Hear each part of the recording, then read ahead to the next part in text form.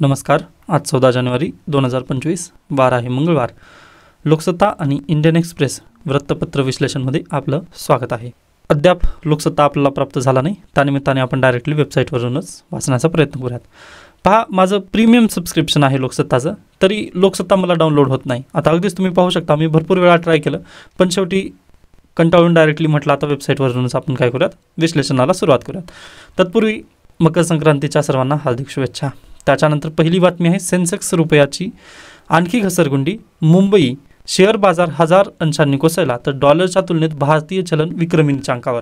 पहा, जवळपास 87 रुपये इज इक्वल टू $1. एकच मिनिट. 87 रुपीज इज इक्वल टू $1 एवढा आता प्राईस झालेला आहे डॉलरचं आपल्याजवळ. ओके, म्हणजे 86.55 आय थिंक आहे, 86.55 एवढं डॉलरचं मूल्य तिथं रुपयामध्ये जर तुम्ही काढलात तर आहे.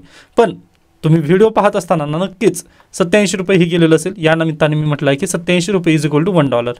तुम्हाला पण प्रश्न नक्की पडला असेल की रुपया एवढा खाली डेली का कोसळत आहे. कारण मागच्या 25 डिसेंबरला ज्यावेळेस आपण विश्लेषण घेतलं होतं, त्या दिवशी मी सांगितलं होतं पहा 84.20 आय थिंक. ओके, 84.20 एवढं आपलं काय झालं होतं, रुपयाचं मूल्य होतं त्या दिवशी डॉलर प्रमाणात. पण आज घडीला जर तुम्ही पाहिला तर 87 रुपये झालेला आहे. मग एवढं प्रमाण त्याचं खाली जाण्याचं कारण काय, ते पण 10 दिवसातच एवढा पहा. तर मग या संबंधात मी एक व्हिडिओ बनवलेला होता, किंवा 25 डिसेंबर रोजीचं तुम्हाला जर विश्लेषण माहिती असेल तर सफिशियंट आहे. पण ज्या विद्यार्थ्यांनी 25 डिसेंबरचा व्हिडिओ पाहिला नाही त्यांच्यासाठी मी काय केलं आहे पहा, तोच व्हिडिओ मी रिअपलोड केलेला आहे. रुपया का घसरत आहे, साध्या शब्दांत मी तुम्हाला समजावून सांगितलेलं आहे. प्लीज तो व्हिडिओ पाहून घ्या, तुम्हाला सर्व कारणं वगैरे समजून जातील. त्याच्यानंतर लोकसत्तामध्ये आज जे काही म्हटलेलं आहे ना की सेन्सेक्स रुपयाची आणखी घसरगुंडी, म्हणजे सेन्सेक्स पण गटांगळ्या खात आहे. आपलं का गटांगळ्या खात आहे, तर FDI जी आहे किंवा FPI जी आहे ते सर्वजण फॉरेनची जी इन्व्हेस्टमेंट आहे ना ती वापस जात आहे. का, डोनाल्ड ट्रम्प सत्तेत येत आहेत. 20 जानेवारीला डोनाल्ड ट्रम्प सत्तेत आल्यानंतर पहा प्रॉब्लेम हीच होणार आहे की तिथे व्याजदर कसे राहतील ह्याबद्दल आपल्याला शाश्वती नाही आहे. मी त्या व्हिडिओमध्ये पण म्हटलेलं आहे की ती ग्रेट अमेरिका म्हणजे आमचा अमेरिका महान अशा पद्धतीने ते म्हणणारे आहेत. ओके, त्यामुळे तिकडले जे इन्व्हेस्टर आहेत ना त्यांना माहिती नाही आहे की कशी पॉलिसी वगैरे बनेल, व US जी फेडरल रिझर्व्ह आहे ना ते व्याजदर कमी ठेवतील की जास्त वाढवतील याबद्दल पण आपल्याला अद्याप सांगता येत नाही. या कारणांसाठी पहा अमेरिकन्स जे आहेत किंवा जे फॉरेनचे इन्व्हेस्टमेंट आहे ना ती वापस जात आहे. याच निमित्ताने आपला रुपया तिथं गटांगळा खात आहे. ओके, तर प्लीज तो व्हिडिओ पाहून घ्या, तुम्हाला सर्व काही जे मी पॉईंट्स आत्ता बोलत आहे ना ते समजून जातील. डन. त्याच्यानंतर पुढे चला, एकच मिनिट, आपण लोकसत्ता पाहत होतो. ओके, त्यानंतर महाकुंभला सुरुवात. आता हा पण लेक्चर महाकुंभ म्हणजे काय किंवा महाकुंभबद्दलची जी सर्व इन्फॉर्मेशन आहे ना ती काल आपण पाहिलेलीच आहे. पहा, काल पहिल्याच दिवशी 1.5 कोटी भाविकांनी संगम स्नानाचा लाभ तिथे घेतलेला आहे.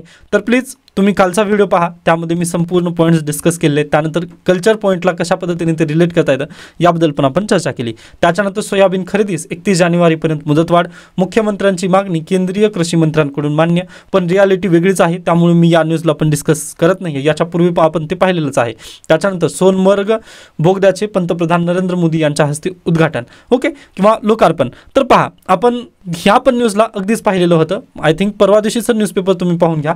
त्यामुळे मी काय म्हणत आहे की तुम्ही डेली प्लीज माझ्यासोबत राहा, म्हणजे तुम्हाला अगदी सर्व बातम्या, एकही बातमी तुमची सुटणार नाही आहे. ओके, कारण आपण सर्व बातम्या ना याच्यापूर्वी घेतलेल्या आहेत. त्यामुळे पहा, आता आजचं लोकसत्ता जास्त काही डिटेलमध्ये जाऊन डिस्कस करण्याची आवश्यकताच पडत नाही आहे. पहा, एकही असं बातमी नाही आहे जी की MPSC वगैरे कामाची येईल. त्यामुळे मी सर्व डायरेक्टली पुढे नेत आहे पहा तुम्हाला. ओके, आता अगदीच कॅगवरून आप सरकारवर ताशेरी. ठीक आहे, आपल्याला जास्त डीपमध्ये आत्ताच जाऊ नका, त्याबद्दल एक्सप्लेन सिरीज होऊ द्यात किंवा म्हणजे त्यामध्ये मोठा इश्यू होऊ द्यात, मग त्यावेळेस आपण नक्की चर्चा करूयात. पहा, हायकोर्टाने एखादी जजमेंट दिलं म्हटल्यानंतर लगेच दुसऱ्या दिवशी आपल्या परीक्षेला येत नाहीत कोणत्या गोष्टी. ओके, त्यामुळे विश्वास ठेवा, आपण नक्कीच त्या पद्धतीने चर्चा करूयात. त्यानंतर डॉक्टर आंबेडकरांची संघ शाखा भेट प्रेरक. आता ही पहिली बाजू मांडण्यात आली आणि उद्या दुसरी बाजू मांडण्यात येईल. मग हे आपल्यासाठी गरजेचं आहे का, तर बिलकुल नाही आहे. पहा, हां, मान्य आहे डॉक्टर बाबासाहेब आंबेडकर यांचे विचार आपल्यासाठी गरजेचे आहेत, पण हे काय करत आहेत, हे दोघं जणच भांडण करत आहेत. आंबेडकर आमचे, आंबेडकर तुमचे. ओके, त्यासाठी प्लीज अशा न्यूजला तुम्ही स्किप केलं तर बेटर असेल. हां, तुम्हाला जर त्यामध्ये डीपली थोडंसं स्टडी करायचं आहे, आंबेडकर विचार यांच्याबद्दल थोडंसं आणखीन जास्त डीपली जायचं असेल तर नक्कीच तुम्ही हे करू शकता. UPSCला मग तुम्ही थोडंसं हे करू शकता, स्टे बाय ठेवू शकता. कारण पहा, 130 दिवस राहिले आहेत UPSCला, व अशा पद्धतीच्या बातम्यांमध्ये मी आता टाईम इन्व्हेस्ट करत नाही आहे. ओके, स्किप करतो डायरेक्टली. त्याच्यानंतर भारतातील पहिला डायनासोर. आता अगदीच जे अँथ्रोपॉलॉजीचे विद्यार्थी आहेत किंवा जे जिओग्राफीचे आहेत त्यांच्यासाठी हे बेटर असेल. पण पहा, एवढं हेवी फॅक्ट वगैरे तुम्ही प्लीज वाचू नका. आता अगदीच तुम्हाला जर पाहिजेच असेल तर होमो हॅबिलस, त्यानंतर होमो इरेक्टस, निअँडरथल आणि होमोसेपियन्स ही जी मानवाची उत्क्रांती आहे ना, हे तुमच्यासाठी महत्त्वाचं आहे. जे अँथ्रोपॉलॉजीचे विद्यार्थी मला ऐकत आहेत त्यांना त्यांच्यासाठी म्हटलं मी. ओके, बाकी जिओग्राफीच्या विद्यार्थ्यांना पण तेच आहे. फक्त याच्यामध्ये जास्त कुतूहलसाठी तुम्हाला हे आर्टिकल दिलेलं आहे. पण मी म्हटलं ना, 130 दिवस असल्यानंतर तुम्ही अशा पद्धतीने गाफील राहणं योग्य नाही आहे. त्यामुळे मी याला पण स्किप करतोय. त्यानंतर दबंग दयावान, अगदी वाचल्यानंतरच लगे लक्षात येतं की शहाचा शब्द त्यानुसार भाजपची स्वबळावर सत्ता येईलच. मग त्यावेळी अर्धी शिवसेना अर्धी राष्ट्रवादी मिळतील, ती राज्यमंत्रीपदेच. हाच बोनस त्यांना मानावा लागणार आहे. त्याबद्दलचा हा आर्टिकल आहे. कारण पहा, 2029ला त्यांनी याच्यापूर्वी पण म्हटलेलं आहे की आम्ही स्वबळावरच जाणार आहोत 2029ला. मग 2029च्या इलेक्शनमध्ये स्वबळावर जर यांनी गेले तर मग जी अर्धी शिवसेना आहे आणि अर्धी राष्ट्रवादी आहे, मग या मंत्र्यांचं काय होणार, हा प्रश्नचिन्ह त्यांनी उपस्थित केला. त्याबद्दलचा हा आर्टिकल आहे. पण मी याला स्किप करतोय कारण आपल्याला ह्या न्यूज माहिती आहेत की यांचं कुठे आणि कशा पद्धतीने निमित्त होऊ शकेल. त्यानंतर मराठवाड्यासंदर्भात हा आर्टिकल आलेला आहे. त्यानंतर पहा, एव्हियाना इन्फ्लुएन्झा H5N1 माणसासह वाघांनाही धोका याचा आहे. याच्या पूर्वीच्या लेक्चर्समध्ये आपण फक्त म्हणजे थोडंसंच डिस्कस केलं होतं की H5 आणि N1 हे वाघांना होत आहे, त्यामुळे वाघ 3 दगावलेले आहेत असं आपण पाहिलं होतं. बरोबर, आता त्याचा माणसांनाही धोका आहे असं ही रिसर्च आलेली आहे. लोकसत्ता डाउनलोड झाला नाही पहा, त्यामुळे मी याला अनोट करू शकत नाही आहे. त्यानिमित्ताने आपण या न्यूजला ना उद्या पाहूयात, म्हणजे चांगल्या डिटेलमध्ये मी घेता येईल याला. ओके, त्याच्यानंतर पुढे चला. पहा, आता एकही बातमी इथून पण काही कामाची येणार नाही आहे. ओके, तर अशा पद्धतीने आता आय थिंक लास्टच पेज असेल. ओके, करिअर वृत्तांत, GSची तयारी कशी करायची हे इथं देण्यात आलेलं आहे. पण मी रिकमेंड करत नाही, तुम्ही डायरेक्टली कॉल केला तर मी सांगण्याचा प्रयत्न करेन. ओके, तर अशा पद्धतीने आजचं लोकसत्ता इथं संपत आहे. ओके, याच्यानंतर आता अगदीच मी तुम्हाला PDF पाठवेन. PDF मधून जर तुम्ही H5N1 जर वाचून घेतला तर मोर दॅन सफिशियंट आहे. ओके, त्याच्यानंतर येऊयात आपल्या इंडियन एक्सप्रेसकडे. इंडियन एक्सप्रेसमध्ये हा आर्टिकल आपण परवा दिवशीच्या आय थिंक न्यूजपेपरमध्ये पाहिलेला आहे. अँथ्रोपॉलॉजीच्या विद्यार्थ्यांना मी विचारलेलं पण होतं की पहिलं जिनोम प्रोजेक्ट कोणी केलेलं आहे किंवा केव्हा झालेलं होतं, इयर विचारलेलं होतं मी. तर प्लीज तुम्ही कमेंट सेक्शनमध्ये मला सांगायचं आहे. त्याच्यानंतर जे सेकंड जिनोम प्रोजेक्ट सध्याला होत आहे ते आता भारत सरकारद्वारा प्रोव्हाइडेड होणार आहे.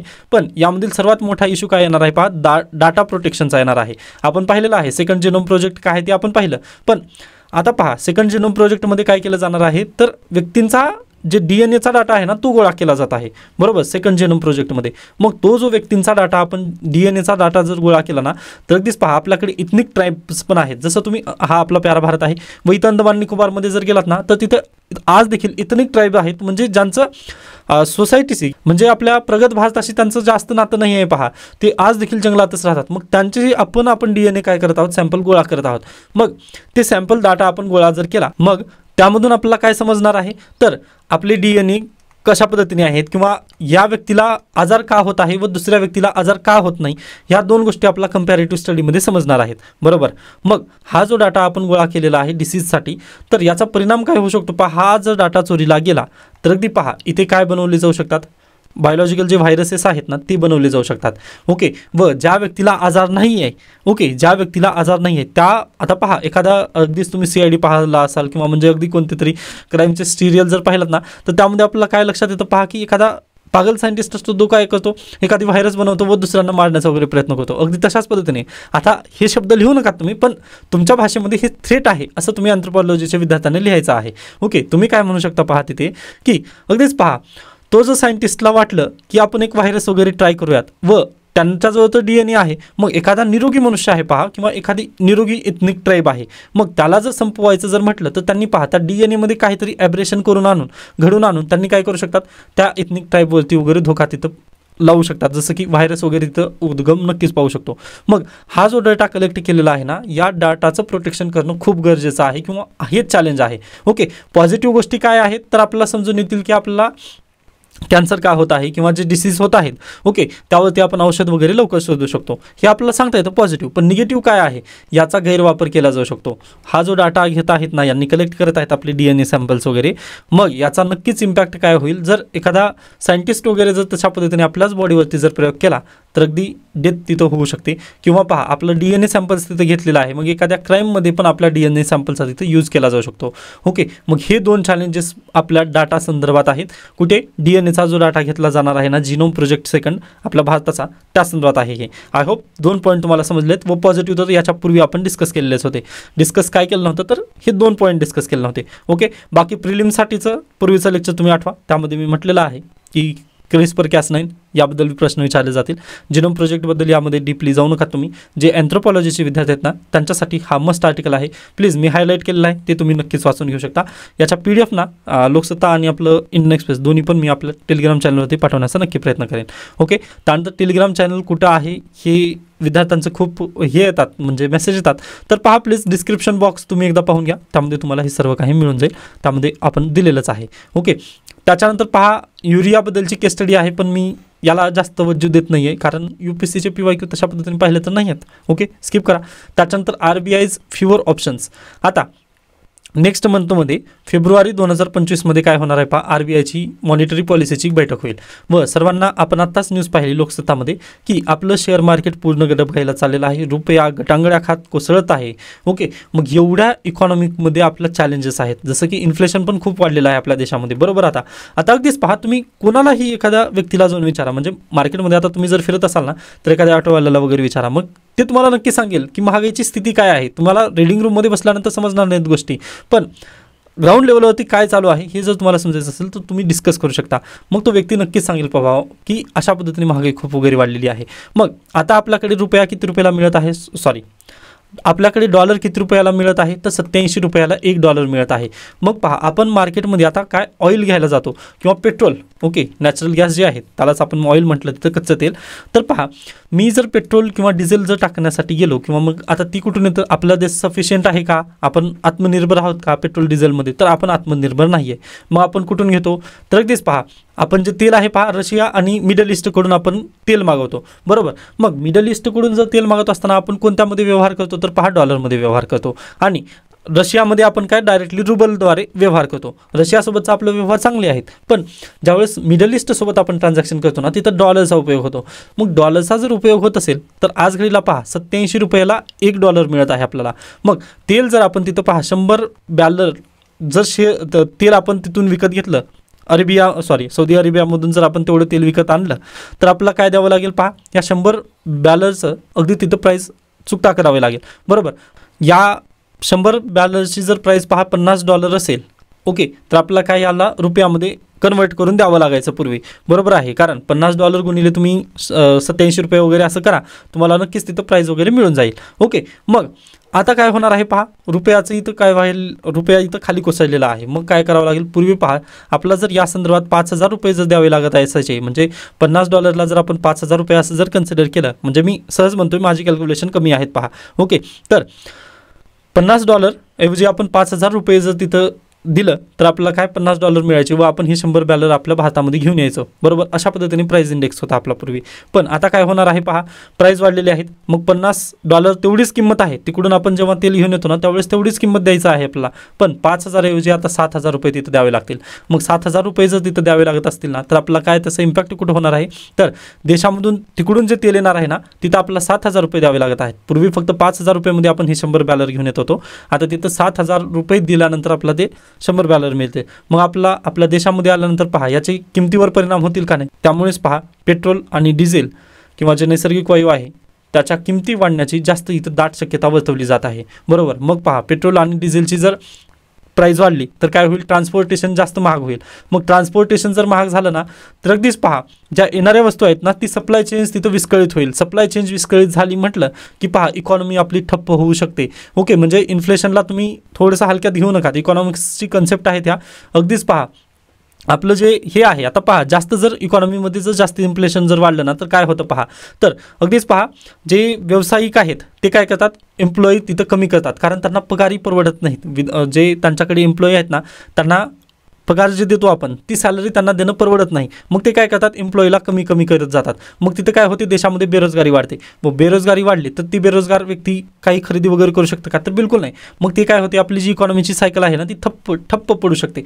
मग इन्फ्लेशन फक्त एक वस्तू होती पहा, इकॉनॉमीमध्ये कशा पद्धतीने हे फिरत आलं हे तुम्हाला अगदी या गोष्टीतून समजून आलं असेल. त्यामुळे RBIचे जे सध्याचे गव्हर्नर आहेत मल्होत्रा, त्यांच्यासमोर आज घडीला खूप चॅलेंजेस आहेत. पाहूयात त्यांनी टॅकल कसं करतील. आता फेब्रुवारी 2025मध्ये त्यांची मीटिंग होणार आहे, पण माझ्या मते जर तुम्ही पाहिलात ना तर पहिल्यांदा त्यांनी जानेवारीमध्येच ही मीटिंग घेणं गरजेचं होतं, कारण संपूर्ण FDI आणि जे FPI आहे ते फॉरेनची जी इन्व्हेस्टमेंट आहे ती वापस जात आहे. जर असं जर झालं ना तर इन्फ्लेशन जास्त देशामध्ये होईल आपल्या, व जास्त इन्फ्लेशन जर झालं तर त्याचं ट्रान्सपोर्टेशन त्यासोबतच जे व्यावसायिक आहेत छोटे छोटे त्यांच्यावरती इथं खूप इफेक्ट होणार आहे आपल्या देशात. म्हणजे आपली जी इकॉनॉमी आहे ना, तुम्हाला जरी वाटत असेल की आता थोडंसं म्हणजे एकदम बेस्ट इकॉनॉमी चाललेली आहे, पण आज घडीला आपली इकॉनॉमी खूप खाली जात आहे. हे रुपयाचं अवमूल्यन होत असताना आपलं बेसिकली तिथे दिसत आहे की आपला रुपया अगदीच पहा 2 आठवड्यापूर्वी रुपया 84 रुपयेवरती होता, व आता ते डायरेक्टली पहा 87 रुपयेवरती गेलेला आहे. डॉलर 84 रुपयेवरती होता व आता 87 रुपयेवरती गेलेला आहे. म्हणजे अगदीच खूप चॅलेंजिंग सिच्युएशन आता संजय मल्होत्रा यांच्या समोर आलेली दिसत आहे पहा इथे. ओके, तर पाहूयात, काळजी नका करू, फक्त हे मी थोडक्यात समजावण्याचा प्रयत्न केलेला आहे. ज्यावेळेस याबद्दल पण आर्टिकल्स वगैरे येतील. आता हे कॉलम पेज आहे त्यामुळे मी याला जास्त तवज्जो देत नाही आहे खरं पाहिलं तर, कारण पहा यांची पहिली मीटिंग पण व्हायची आहे. ओके, शक्तिकांता दास यांनी जे काही पावलं उचलली ना ते पुलाखालून पाणी ऑलरेडी गेलेलं आहे. व अगदीच पहा मी क्रिटिसाइज खूप करायचं, परंतु आता सध्याला संजय मल्होत्रा यांना एक चान्स देऊयात आपण, पाहूयात इकॉनॉमी कसं उभारेल किंवा काय होईल. नक्कीच आपण डोळे लावून त्या आशेने नक्कीच पाहत आहोत. ओके, त्याच्यानंतर पुढे चला. पहा MSP बद्दल हा आर्टिकल मला वाटला की MSP साठी खूप बेटर आहे, कारण कालच्या लेक्चरमध्ये पण आपण MSP बद्दल चर्चा केली होती की गव्हाची MSP त्यांनी आता कमी करत आहेत, किंवा म्हणजे गहू आम्ही खरेदी करणार नाही असं त्यांचं सेंट्रल गव्हर्नमेंटचा तिथं त्यांनी रिपोर्टमध्ये दिलेला आहे. बरोबर, मग त्यासाठी मी हा आर्टिकल वाचला, परंतु पहा पुअर कॉस्ट बेनिफिटचा हा आर्टिकल दिसत आहे, कारण यांनी शेतकऱ्यांच्या सेंट्रिक आता अगदीच योगेंद्र यादव जे आहेत ना ते भारत जोडो अभियान संदर्भात आहेत ते, व शेतकरी चळवळीचे नेते पण आपण त्यांना म्हणू शकतो. मग त्यांच्या दृष्टिकोनातून हा आर्टिकल लिहिलेला गेलेला आहे, परंतु सध्याला जे उपोषण चालू आहे ना त्या दृष्टिकोनातून हा आर्टिकल आहे. MSPचे इम्पॅक्ट वगैरे तशा पद्धतीने ह्या आर्टिकलमध्ये जास्त चर्चा करण्यात आलेली नाही आहे, त्यामुळे स्किप केलं मी. बाकी जिथून मला भेटेल ना त्यावेळेस आपण याबद्दल जास्त डिटेलमध्ये नक्की चर्चा करूयात. आता इथे थांबतो. याबद्दल काही शंका काही सजेशन असतील तर नक्की सांगू शकता. त्याच्यानंतर प्रिव्हियस व्हिडिओ माझे नक्की पहा, त्यामधून तुम्हाला सर्व गोष्टी इथं क्लिअर होऊन जातील. धन्यवाद.